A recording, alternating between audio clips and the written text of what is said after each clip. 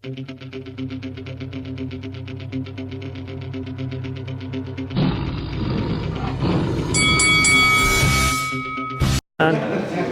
there, it's Alan Smith, head of Sky Sports Boxing, and you're watching Lights Out. This is Lights Out. I am Faisal Khan. Delighted to be joined by Mr. Eddie Hearn.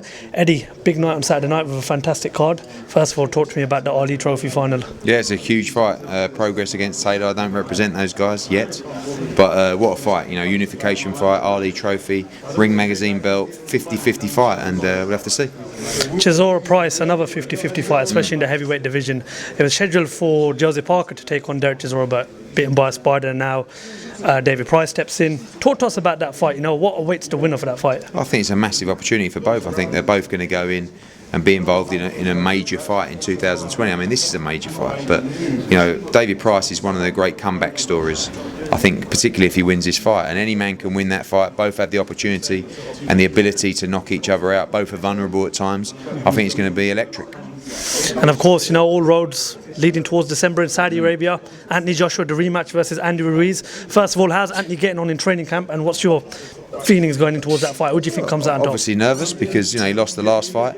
He's in much better condition physically and mentally this time around.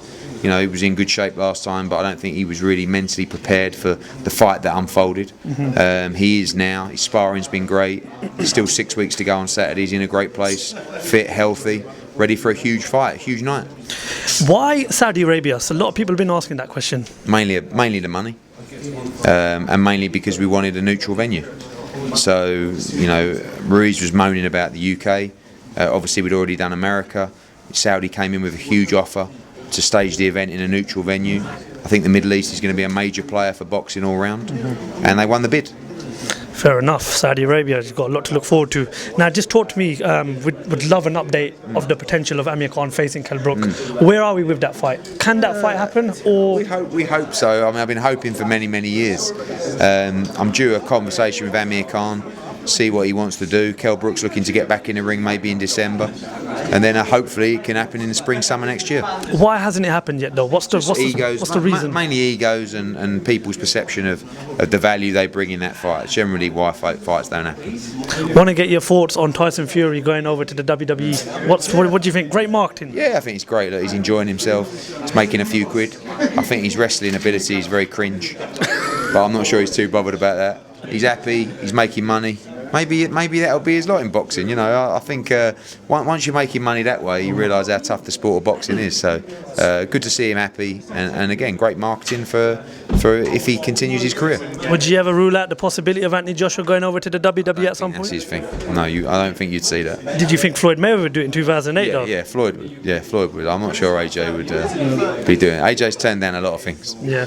Another thing that was obviously surprising, you got Billy Joe Saunders finally to come over to Matchroom Boxing. He defends his world title on the KSI. Paul Logan on the card. You got Callum Smith taking on John Ryder. That's a massive fight in the super middleweight division. Yeah. What's the possibility of that fight happening sometime towards perhaps next summer? Yeah, I think that's the fight. I mean, look, I'll be honest.